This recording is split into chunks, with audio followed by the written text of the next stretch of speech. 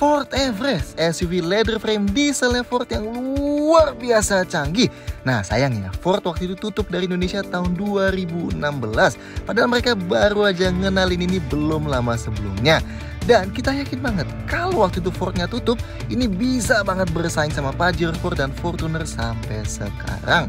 Nah meskipun populasinya Everest ini nggak banyak di Indonesia, tapi kalau kalian nemuin apalagi yang varian titanium ini, menurut kita itu pantas banget diperhitungkan karena canggihnya dan mewahnya masih berasa sampai sekarang. Nah tapi sebelum mulai simak dulu sponsor dari video kita kali ini, STP.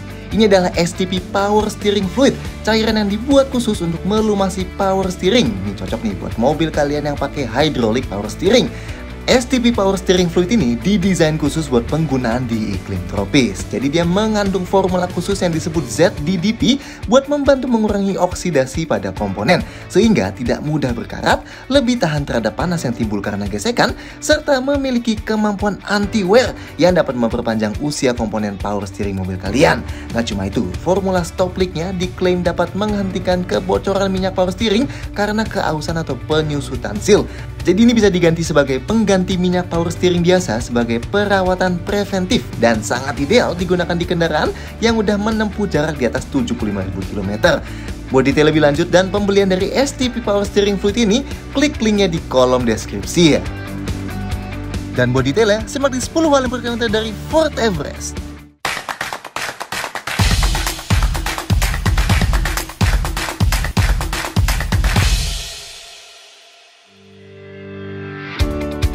Satu, varian.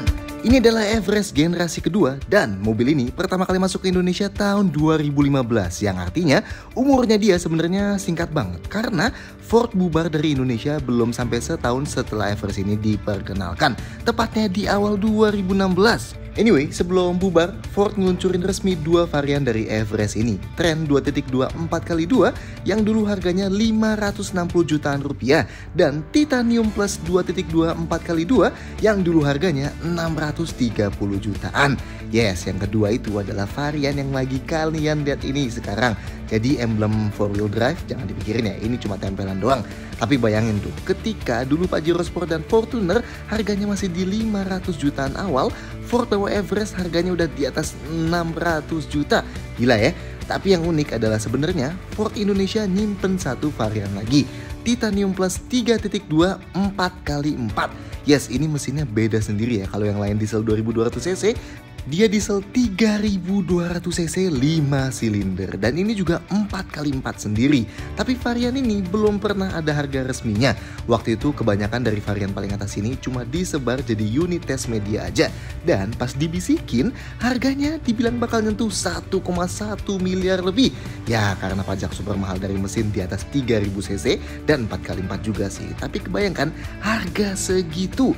Dan menariknya gak kayak setiap produk Ford lainnya yang otomatis harganya langsung terjun bebas begitu Fordnya tutup, Everest ini masih tetap mahal sampai sekarang loh. Bahkan Titanium Plus 4x2 ini aja harganya rata-rata masih di atas 400 jutaan lebih. Sadis ya. Anyway, kali ini kita bakal fokus bahas yang 4x2 Titanium yang ini aja ya. 2. Mesin diesel. Everest ini ada dua pilihan mesin dan dua-duanya mesin diesel ya. Yang di varian 4x2 pakai mesin 2200 cc 4 silinder Duratorq yang tenaganya 158 HP dan torsinya 385 Nm. Ini cukup gede sih di atas mesinnya Fortuner, meski emang nggak setinggi tenaga dan torsinya Pajero Sport Dakar atau Santa Fe diesel ya.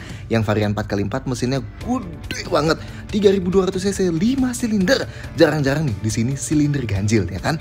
Yang 3200 cc tenaganya 197 HP atau 200 PS dan torsinya 470 Nm. Salah satu mesin diesel terkuat di Indonesia waktu itu. Nice. Transmisinya cuma tersedia otomatis saja, torque converter 6 percepatannya yang bisa dinaik turunin secara manual kalau digeser ke kanan sini. Yang 4x2 penggerak roda belakang ya kayak Fortuner dan Pajero Sport juga. Sedangkan yang 4x4 full time 4-wheel drive yang bisa diganti-ganti modenya pakai knob yang di sini. 3. Safety super lengkap. jauh sebelum kau mendong-mending teriak-teriak adaptive cruise control di mobil-mobil kekinian gitu, Everest ini jadi salah satu mobil pertama di Indonesia yang punya set fitur safety super duper komplit. Salah satunya si adaptive cruise itu. Well, paling gak yang di varian titanium sih, karena ada kamera di balik spion tengah ini dan ada radar di ujung radiator grill ini. Pertama, ada adaptive cruise control yang selain cruise control biasa yang bisa ngeset kecepatan buat jalan konstan tanpa kita injak pedal gasnya, adaptif ini juga bisa ngeset jarak sama mobil di depan kita. Jadi kalau mobil di depan ngerem, kita bakal ikut memelan tanpa injak pedal rem. Dan kalau dia kencang lagi, kita bakal tambah kencang lagi sampai ke kecepatan yang udah tadi kita set tanpa kita injak pedal gasnya. Tapi di sini nggak ada fitur stop and go atau traffic jam assist ya. Jadi adaptive cruise ini otomatis mati di bawah 20 km per jam. Lanjut, ada pre-collision assist yang bisa ngedeteksi kalau ada kemungkinan nabrak mobil di depan. Dan kerennya selain di MID, kita bakal dikasih peringatan lampu ini nih yang nyala-nyala di kaca dashboard dan suara yang sangat kencang. Sistemnya nggak ngeremin otomatis buat kita ya, tapi bakal menyiapkan remnya. Jadi seandainya peringatannya udah nyala, kita injek pedal remnya sedikit aja pun dia bakal ngasih rem full supaya terhindar dari tabrakan. Lanjut, Everest ini satu-satunya SUV diesel leather frame di Indonesia yang pakai electric power steering di saat Fortuner, Pajero Sport, dan kawan-kawannya waktu itu, dan sampai sekarang juga malah pakai hydraulic power steering. Ini bikin Everest bisa punya fitur lane departure warning buat ngasih peringatan bunyi dan setir yang getar kalau kita mau keluar dari lajur tanpa ngasih lampu sein, sekaligus lane keep assist yang bakal ngebalikin setirnya supaya balik ke lajurnya lagi secara perlahan. Nggak secanggih lane following kekinian sih kayak di Santa Fe gitu yang bener-bener ngejaga terus di tengah-tengah lajur. Tapi buat mobil tahun 2015 dan bahkan dibanding SUV leather frame sekarang pun ini termasuk jempolan banget. Lanjut, ada fitur Blind Spot Information System atau BLIS. Ini bakal nyalain indikator di spion ini kalau terdeteksi ada objek di titik buta kita, dan kalau kita tetap nyalain lampu sein ke arah situ, indikatornya bakal berkedip dan bunyi. Dan ada Cross Traffic Alert yang ngasih peringatan serupa kalau kita mundur dan ada mobil atau motor mendekat ke arah kita dari sebelah kanan atau kiri belakang kita. Dan ada Auto High Beam yang otomatis nyalain lampu jauh kalau terdeteksi kondisi terlalu gelap dan di depan gak ada objek kayak mobil atau motor yang berpotensi kena silau lampu kita gitu ya. Dan bakal balik ke low beam lagi seandainya terdeteksi ada objek. Lanjut, di luar fitur safety aktifnya ada tire pressure monitoring system buat lihat tekanan ban mobil kita. Nice. Ada kamera mundurnya, ini ada garisnya yang gerak-gerak pas kita belokin setirnya ya. Sensor parkir di belakang ada 4 titik terintegrasi dan sewarna bodi nih, mantap. Dan di depan ada 6 titik lagi. Dan ini ada indikatornya langsung di head unit ya. Dan ini bisa dimatiin dari tombol di sini. Ada driver alert yang bakal ngasih peringatan kalau kita nyetirnya udah terlalu lama. Rem depannya cakram ventilasi dan rem belakangnya cakram. Ada sistem rem ABS dan tentunya ada stability control atau ESP. Airbagnya ada 7, 2 airbag depan, airbag lutut driver, 2 airbag samping yang ada di samping jok depan, dan 2 airbag pilar yang memanjang. Nah, kalau kalian mau ada hill descent controlnya, kalian harus ambil yang varian titanium 4x4 ya, yang 4x2 belum ada. Terakhir, jok baris kedua dapat 2 dudukan ISOFIX. 4. Fitur berlimpah. Selain safety-nya, fitur Everest juga termasuk luar biasa banyak. Bahkan yang titanium ini aja, meskipun usianya udah 5 tahun lebih, tapi tetap punya banyak fitur yang bahkan Pajero Sport atau Fortuner baru sekarang pun belum punya. Pertama, panoramic sunroof ini. Yes, ini bukan sekedar sunroof mungil di sisi driver doang, tapi sunroof super luas yang kalau dibukanya shade-nya ini aja udah jauh nambah kesan lega di dalam kabinnya. Ya emang masih kalah lega dibanding sunroofnya Santa Fe gitu ya. Tapi kalau dibanding sama sunroof yang ada di SUV leather frame, ini udah jauh lebih gede. Nice. Lanjut, coba lihat tombol buat naikin jok baris ketiga ini. Gila, kita berekspektasi fitur kayak gini adanya di mobil sekelas Mercy GLS dan BMW X7 gitu. Ini ada di Everest loh, luar biasa. Jangan lupa juga jok driver dan penumpangnya yang elektrik. Ada juga fitur parkir otomatis atau tepatnya semi otomatis sih. So, Everest ini bisa muter setirnya secara otomatis buat masuk ke parkiran paralel. Caranya, klik tombol di bawah ini dan nanti di layarnya bakal mulai cari parkirannya. Kalau udah ketemu parkiran paralel yang dipepet 2 mobil, nanti dia bakal ngasih notifikasi dan minta kita berhenti di depannya dan masukin gigi R. Nah, kalau udah, setirnya bakal gerak sendiri dan kita yang atur gas sama remnya perlahan sesuai petunjuknya ya. Kalau udah merah disuruh berhenti dan nanti ganti gigi. Dan nanti setirnya bakal muter sendiri lagi. Mungkin saking banyaknya mobil mewah yang punya fitur ini sekarang, jadi nggak kedengeran sespesial itu ya. Tapi dulu di tahun 2015 ini party trick yang luar biasa banget sih. Lanjut, Everest juga punya active noise cancellation. Jadi ini bakal nangkap suara mesin mobil dari 2 mic yang ada di dalam kabin. Suaranya diproses dan bakal keluarin suara dengan frekuensi yang berlawanan dari speaker mobilnya buat mengcounter suara mobil dari dalam. Makanya suara mesin diesel Everest ini kedengeran sangat tenang dari dalam. Bukan cuma dibanding Fortuner atau Pajero Sport waktu di zamannya, tapi bahkan dibanding yang baru sekarang juga. Super nice. Lanjut, lampunya juga udah otomatis dan ada auto levelingnya juga. Wipernya otomatis dan buat ganti fitur rain sensingnya ke intermittent variable dari MI di sini ya. Oh, dan ada washer buat lampu depan segala nih. Mantap. Inputnya di depan ada 2 power outlet nih. Di bawahnya ada 2 USB port, SD card slot dan aux input. Di belakang ada 1 power outlet standar dan 1 power outlet AC alias colokan rumah. Maksimal 150 watt ya. Buat charge laptop asik nih, tinggal colok aja. Dan di bagasi ada 1 lagi power outlet. Setirnya banyak banget tombolnya. Yang sebelah kiri atas buat kontrol MI di kiri dan bawahnya buat audio, teleponi dan voice command. Yang sebelah kanan atasnya buat MID yang kanan dan bawahnya buat cruise control dan adaptifnya. AC-nya dual zone auto climate control alias suhu sisi driver dan penumpang depan bisa dibeda-bedain. Dan tambahan 1 lagi single zone manual climate control buat yang penumpang belakangnya. AC depannya nggak pakai layar dedicated ya. Jadi begitu kita klik tombol-tombolnya langsung muncul di head unitnya gitu. Dan kalau kita klik climate control bakal muncul full nih di layarnya. Suhu paling dinginnya 15 derajat Celcius dan paling panasnya 30 derajat Celcius. Bisa atur arah angin ke kaki, ada max AC buat set langsung ke paling dingin, ada defogger kaca belakang dan defroster kaca depan, dan buat atur suhu AC belakang bisa langsung dari sini nih. Dan bisa kita kunci juga, tapi manual ya. Atau bisa langsung dari kontrolnya di belakang sini. Masih lengkap nih, selain kipas dan temperatur, ada buat atur arah ke kakinya juga. Mantap! Spion tengahnya elektrokromatik alias kalau kena silau langsung ngegelap otomatis. Dan semua jendelanya udah auto up down. Jadi sekali sentuh langsung full turun dan sekali tarik langsung full naik. Oke, head unitnya layar sentuh 8 inci yang sistemnya disebut Sync 2. Kita ingat nih, di tahun 2015 dulu, waktu kebanyakan mobil di Indonesia harga segini masih pakai head unit aftermarket, Everest ini udah pakai head unit terintegrasi yang bisa atur settings mobilnya segala. Ini home screen-nya ya, di paling kiri atas buat Bluetooth teleponi, yang kanan ada macam-macam info dari kompas, kalender, aplikasi dari Sync, dan bahkan koordinat akurat mobilnya juga. Di bawah kiri ada buat layar media, jadi dia selain USB, SD card, aux, dan Bluetooth, ada juga CD, tuh buat masukinnya. Masih pada ingat nggak sama CD? Dan yang kanan sini buat layar AC. Settingsnya beberapa standar sih, kayak settings waktu, settings layar yang termasuk bisa ganti wallpaper custom, settings audio yang karena ada prosesornya jadi bisa set speakernya mau fokus ke driver doang atau ke semua penumpang. Dan ada sound compensated volume buat bikin suaranya makin kenceng kalau kita jalannya makin kenceng dan sebaliknya. Settings mobilnya buat ganti-ganti ambient lighting di interior dan brightness-nya. Settings kamera mundur dan valet mode. Jadi ini bakal ngunci semua info di head unit kalau kalian mobilnya kasih ke valet parking gitu ya. Dan sisanya settings mandatory head unitnya. Oh tapi ya emang belum ada Apple CarPlay dan Android Auto. Normal lah zaman dulu.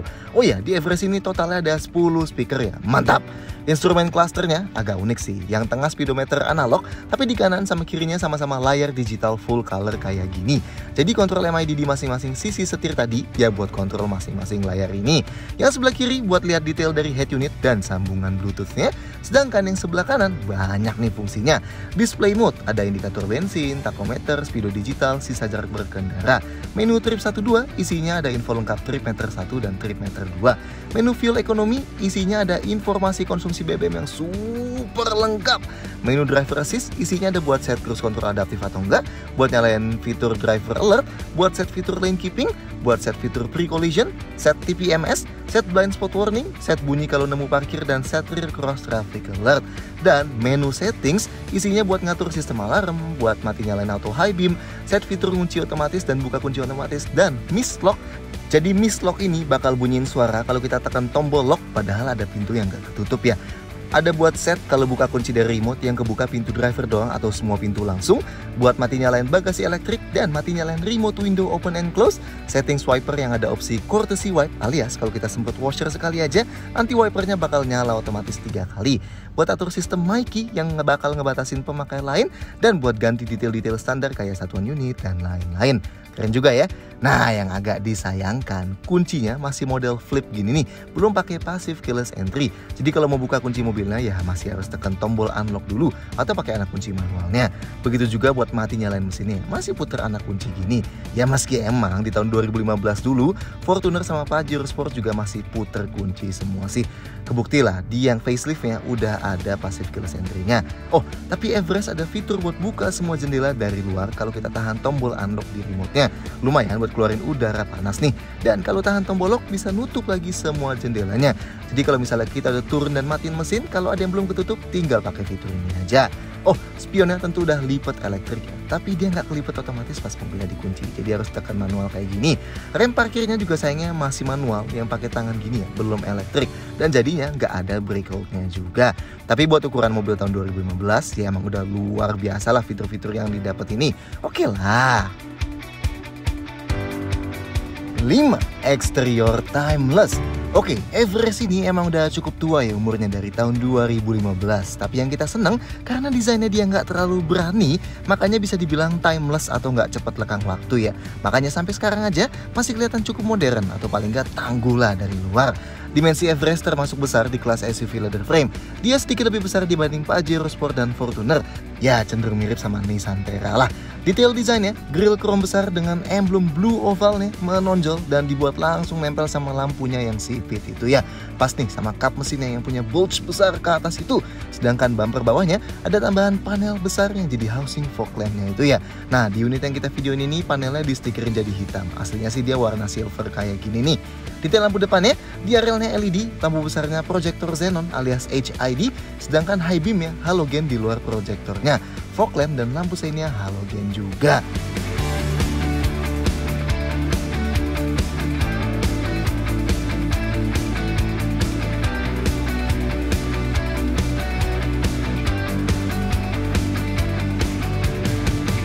Sampingnya, meskipun Everest ini bukan domestic marketnya Amerika, tapi ciri khas keamerikaannya masih berasa sih.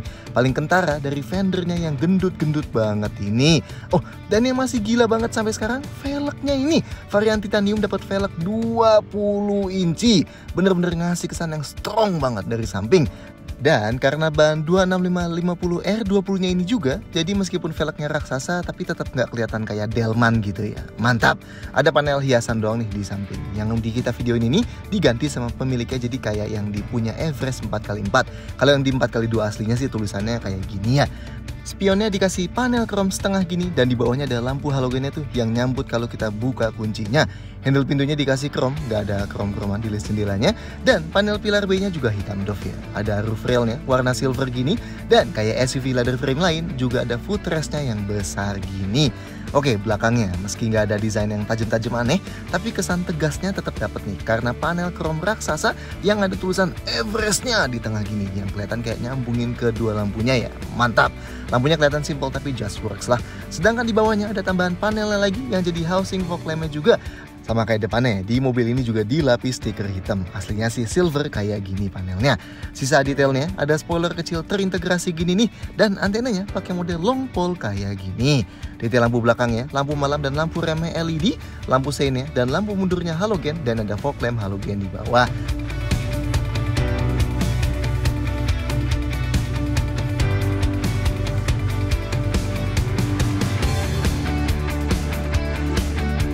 Oh, dan yang pengen pakai Everest ini buat off-road, ini spek-speknya ya.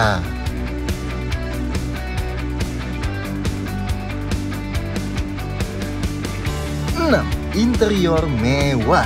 Mungkin sekarang kita udah biasa sama interior SUV leather frame gini yang interiornya cukup nice gitu ya. Misalnya Fortuner baru yang kabinnya berasa cukup mewah atau Pajero Sport baru yang kabinnya berasa cukup modern. Tapi dulu interior SUV leather frame bener-bener jelmaan pickup double cabin yang dibuat sedikit lebih proper buat penumpang aja. Kelihatan kayak workhorse banget gitu. Untungnya Everest ini nggak kayak gitu ya. Dari desain dashboardnya dengan garis yang nyambung dari pintu sampai ke dashboardnya itu, terus ada bahan panel abu-abu dengan tulisan Everest yang gede di sebelah kiri, terus ventilasi AC-nya yang dilingkarin sama krom, sampai tombol-tombol yang tertata rapi di tengah ini ngasih kesan interior mewah buat sebuah SUV leather frame. Belum lagi kalau ngelihat setirnya yang banyak banget tombolnya itu, dan ada panel abu-abunya juga jadi kelihatan canggih, plus lingkarnya juga dilapis kulit ya. Dan panoramic sunroofnya itu yang luas emang makin nonjolin kemewahannya lagi. Tapi yang di luar ekspektasi kita itu bahan yang dipakai. Jarang banget nih buat sebuah SUV leather frame ada bahan soft touch atau lapis kulit di paling atas dashboardnya gini. Dan ada jahitan putih-putihnya gini juga lagi. Mantap. Tapi ini khusus yang titanium ya. Titik-titik lain sih plastik ya. Begitu juga yang di pintunya. Dari atas sampai bawahnya itu plastik. Paling ada bahan lapis kulitnya di tengah dengan jahitan-jahitan menyampingnya itu. Begitu juga yang pintu belakangnya ya sama. Dan warna kabin beige campur hitam ini emang ngasih kesan lega dan mewah. Tapi ya bikin lebih cepat kotor. Sayangnya interior hitam dan abu gelap adanya cuma di varian Trend aja. Oh, yang di luar dugaan lagi, ada ambient lightingnya dong. Terbatas sih cuma di konsol tengah aja, di handle pintu, di cup holder pintu, dan di kaki. Tapi ini bisa kita ubah-ubah warnanya dan brightnessnya dari head unitnya nih. Ada 7 pilihan, mantap. Dan khusus varian titanium juga di pintu depan dapat double seal plate gini. Yang satu yang metal dan satu lagi yang ada tulisan Everestnya. Dan yang tulisan Everest ini nyala loh kalau malam-malam. Mantap. Sedangkan belakangnya nggak ada ya sayangnya. Joknya dari varian Trend udah dilapis kulit gini, nggak ada yang aneh-aneh sama bentuknya sih. Tapi untungnya jok baris keduanya full ya, ada 3 headrest termasuk yang di tengah. Sedangkan jok paling belakang emang modelnya kelihatan lebih rata karena ini yang bisa dilipat ke bawah gitu. Oke, detail lain di dalam kabin. Di depan, pegangan tangan plafonnya ada di sisi driver nih. Di sisi penumpang depan juga model lipat ya. Sedangkan anehnya, di baris kedua udah nggak dapet pegangan tangan plafon. Mungkin disuruh pegangan tangan sama yang di pilar B ini kali. Atau yang sama handle di pintunya ini. Di baris ketiga juga nggak ada ya, tapi dapat gantungan baju kayak gini di kiri dan di kanannya.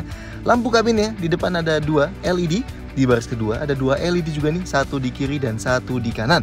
Sedangkan di baris ketiga dapat lagi lampu LED satu di tengah kayak gini ya. Ventilasi AC-nya buat yang baris kedua terintegrasi di plafon dan dia di sebelah kiri dan kanan. Sedangkan yang baris ketiga terintegrasi di plafon tapi di tengah-tengah ya. Dan yang baris ketiga juga dapat AC buat daerah kaki dari bawah kanan sini nih. Sun visornya, dua-duanya ada kaca yang bisa ditutup buka dan ada lampunya juga. Dan ada card holdernya di dalam yang kiri dan kanan. Dan ini bisa kita geser maju mundur juga kalau dikesampingin. Oh, dan buat yang nggak biasa naik mobil selain brand Jepang, tuas buat nyalain lampu pakai knop nih, dia ada di paling kanan sini. Sedangkan yang tuas di kanan sini itu buat lampu sein, parking lights, dan buat fitur lane keepingnya. Yang sebelah kiri sini tetap buat tuas wiper. Tapi gimana dengan rasa duduknya? 7. Konfigurasi jok. Oke, buat masuk ke depan, pintunya termasuk berat nih, mantap. Sudut buka pintunya lebar ya. Nah, kayak setiap SUV leather frame lainnya, nampaknya dia luar biasa tinggi nih. Makanya dikasih side step raksasa gini buat ngebantu kita naik juga. Dan buat ngebantu juga di pilar A-nya dikasih pegangan tangan gini ya buat bantu kita naik. Oke, kayak SUV leather frame lainnya, posisi duduknya meski di set ke paling rendah itu termasuk tinggi banget ya. Sangat-sangat commanding. Meski somehow Ford ngebuat rasanya nggak terlalu kayak duduk di atas mobil banget. Masih agak kayak di dalam mobil. Mungkin karena window line dan dashboardnya yang cukup tinggi juga ya. Pengaturan jok driver elektrik 8 arah nih. Dan kerennya ada pengaturan lumbarnya manual ya di sisi dalam sini. Not bad lah. Sedangkan jok penumpangnya elektrik juga. Dan yang jarang 8 arah juga alias ketinggiannya tetap bisa diatur. Dan ada buat ngatur lumbarnya juga. Ruang kepalanya masih cukup luas dan ini pun udah kepotong sunroof ya. Sedangkan sandaran kepalanya hanya bisa dinaik turunin. Tapi ini posisinya udah cukup maju. Jadi kalau kepala kita sandaran sambil nyetir tetap gak ngedangak ya. Di tengah udah ada armrest kayak gini nih yang dilapis kulit jadi empuk. Tapi ini gak bisa digeser maju mundur. Jadi agak sulit kalau mau sandarin tangan sambil pegang setir. Tapi untungnya support jok kiri kanannya termasuk tebal. Jadi bisa agak bersandar gini kalau kita pegang setir. Yang di pintu juga dilapis kulit jadi empuk buat sandarin tangan. Seatbeltnya bisa diatur naik turun juga. Nah yang agak sayang, setirnya hanya bisa tilt aja nih, belum bisa teleskopik. Ya untungnya posisinya nggak nempel-nempel banget sama dashboard. Jadi masih ngasih posisi yang agak ergonomis. Buat sandaran kaki kiri driver ada gundukan dan ada pad karetnya kecil gini ya. Oke sekarang kita ke belakang. Pintu belakangnya juga berat nih, sudut buka pintunya juga masih lebar banget. Dan tentunya napaknya juga tinggi kayak di depan. Makanya sebaiknya naik ke footstepnya. Dan enaknya dikasih pegangan gini juga di pilar B-nya buat bantu pegangan pas kita naik. Nah, posisi jok di baris kedua sini lebih tinggi dibanding di depannya. Sudut paha kita juga ketopang sempurna nih sama dudukan joknya. Dan pahanya juga aku support sampai ujungnya, jadi nggak bakal bikin pegel lah. Jok ini bisa kita geser maju mundur. Ini kalau kita geser maju mentok buat ngasih rong ke baris ketiga. Sisa rongnya udah nggak banyak sih, tapi masih aman karena jok depannya ngelekuk ke dalam banget gini. Sedangkan kalau digeser paling mundur, sisa rong kakinya termasuk luas gini. Mantap! Ruang buat gerak sepatu kita juga aman banget nih. Ruang kepalanya emang gak luas lah kayak di setiap SUV leather frame, tapi ini termasuk oke banget sih mengingat ada sunroof besarnya ini kan. Dan ini juga nambah kesan leganya di belakang sini. Ketiga jok di sini ada headrest adjustable-nya semua ya. Nah, sudut sandaran jok baris kedua ini juga bisa diubah-ubah pakai tuas di ujung sini. Dari paling tegak segini sampai yang paling rebahnya segini. Jauh dari tiduran tapi ya udah relax lah. Nih, kalau kita ubah sudut sandaran jok yang sebelahnya, tuh dudukannya ikut maju mundur ya pas kita ubah sudut sandarannya. Oke lah. Dudukan jok ini juga termasuk empuk nih, agak mirip di Pajero Sport. Buat sandaran tangannya yang di pintu dilapis kulit jadi empuk, dan di tengah sini juga ada sandaran tangannya yang empuk juga. Not bad. Oke, kalau mau duduk bertiga, napak ke tengahnya termasuk sempit ya, karena konsol tengahnya yang mundur banget gini. Karena ada gundukan juga di tengah lantai, jadi kaki kita harus ke kiri kanannya. Oke, dudukan di tengah sini sedikit lebih tinggi dibanding kiri kanannya, tapi masih termasuk empuk. Sedangkan tengahnya juga lebih maju ya, tapi tentunya lebih keras karena ada armrest ya tadi. Tapi karena masih ada headrest, jadi kepala kita nggak bakal ngedanga. Dan seatbeltnya 3 titik yang di tengah sini. Oke, kalau mau ke paling belakang, kalau lewat sebelah kiri kita tinggal tarik tuas ini aja, dan nanti sandaran joknya bakal jatuh dan joknya jadi bisa kita dorong. Tapi ini yang kedorong langsung jok kiri dan jok tengahnya. Nah, kalau dari sebelah kanan caranya sama, tapi dia lebih ringan. Soalnya yang kedorong cuma jok sebelah kanannya aja. Oh, dan kalau anak kecil bisa kebantu sama buat napak tambahan ini nih, kalau mau ke baris ketiga.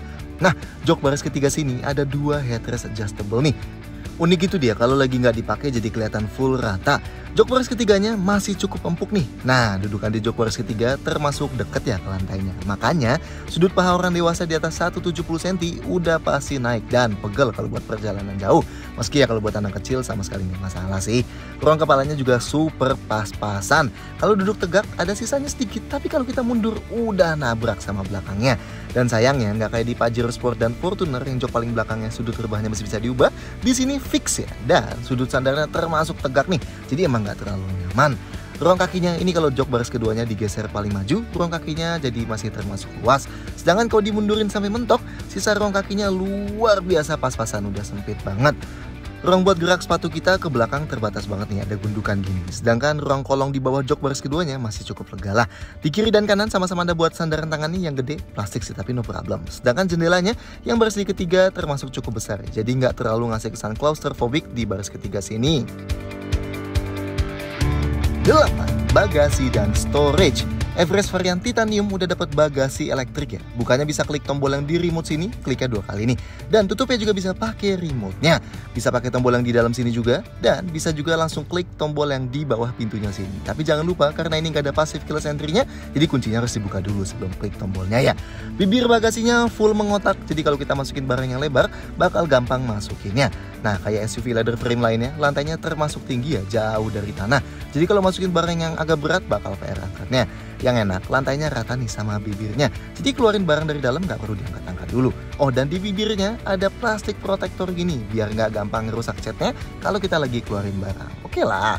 Oke, di kiri sini ada power outlet dan ada lubang penyimpanan gini nih. Yang sebelah kanan ada lampu LED ini dan tombol buat naik turunin jok baris ketiganya. Oke, ini kapasitas bagasinya kalau semua jok lagi dipakai jauh lebih besar dibanding Pajero Sport dan bahkan Fortuner nih secara volume.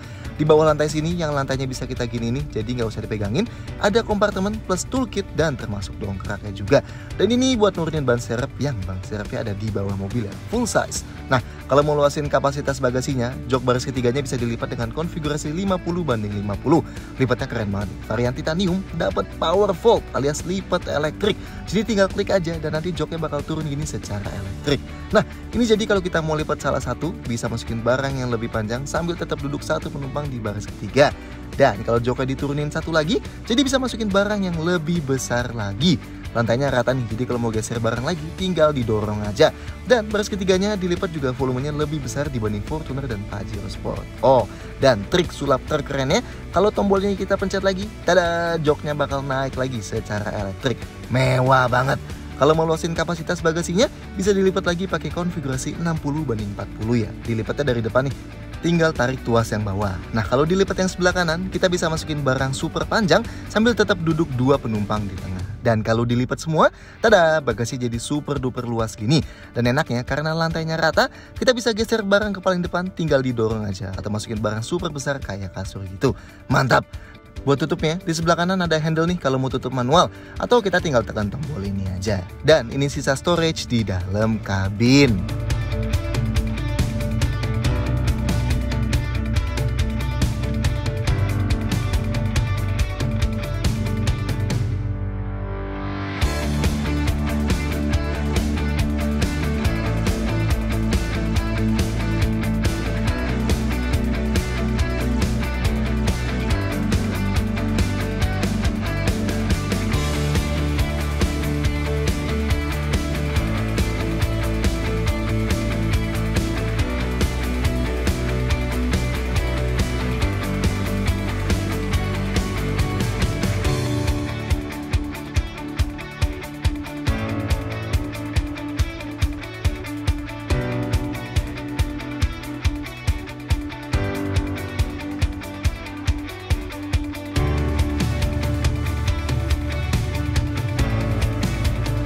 Sembilan, detail-detail lain.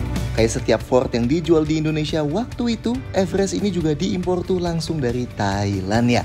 Buat buka kap bensinnya kita nggak perlu tekan tombol di dalam sini nih. Langsung aja dipencet kap bensinnya ini dan selama mobilnya nggak kekunci, dia bakal kebuka. Ford nggak bilang sih bahan bakar yang disarankan apa. Tapi mengingat ini Common Rail modern dengan VGT modern juga, saran kita sih pakai Pertamina Dex aja lah biar menghindari rusak-rusak. Toh spare partsnya dia luar biasa mahal juga ya kan. Oh, dan yang bikin Everest ini unik dibanding SUV leather frame lainnya, dia pakai electric power steering nih dibanding yang lain yang pakai hydraulic power steering. Konon yang hydraulic emang lebih awet sih kalau disiksa gitu. Tapi buat pemakaian dalam kota, elektrik ini jauh lebih masuk akal karena lebih ringan dan lebih mudah juga. 10. Servis dan spare parts. Oke, meski Everest ini baru meluncur di tahun 2015, tapi Ford udah ninggalin Indonesia di tahun 2016. Dan alhasil, jumlah dealer resmi yang disisain di Indonesia sekarang jadi luar biasa sedikit. Misalnya yang dipegang sama grup RMA. Nah, mengingat elektronik di Everest ini nggak simple ya, kalian wajib banget pertimbangin kalau misalnya ambil mobil ini bakal servis dia di mana nantinya. Entah itu di dealer resmi sisaan atau di spesialis ya. Malah sebaiknya kalian pastiin dulu tuh ke dealer itu apakah mereka bisa handle Everest baru dan seberapa mahal juga biaya servisnya. Unit yang kita videoin ini aja contohnya adaptive cruise-nya udah bermasalah dan kita yakin gak banyak bengkel umum yang bisa ngehandle masalah gini. Dan dikasih tahu juga biaya servisnya jauh lebih mahal dibanding sebelum Ford pergi dari Indonesia. Karena meskipun Ford sebelum meninggalin Indonesia bilang menjamin ketersediaan spare parts sampai 10 tahun ke depan, gak asik kan misalnya spare partsnya ada tapi nunggunya sampai 6 bulan. Ada harapan baik sih karena RMA Group baru aja ngumumin mereka bakal bawa Everest facelift. Iya, bentuknya masih yang kayak gini tapi dengan beberapa fitur baru dan mesin diesel yang baru. Dan kabarnya mereka juga bakal bawa Ford resmi ke Indonesia lagi beberapa waktu ke depan. Nah, kalau kabar ini bener, baru deh si Everest ini bisa jadi SUV diesel leather frame yang gak bisa kalian lewatkan. So, gimana menurut kalian soal Ford Everest ini? Silahkan sampaikan komentar kalian di bawah, klik like, dan jangan lupa subscribe ke channel Dev Indonesia mengenai video-video kayak gini lainnya. See you next time!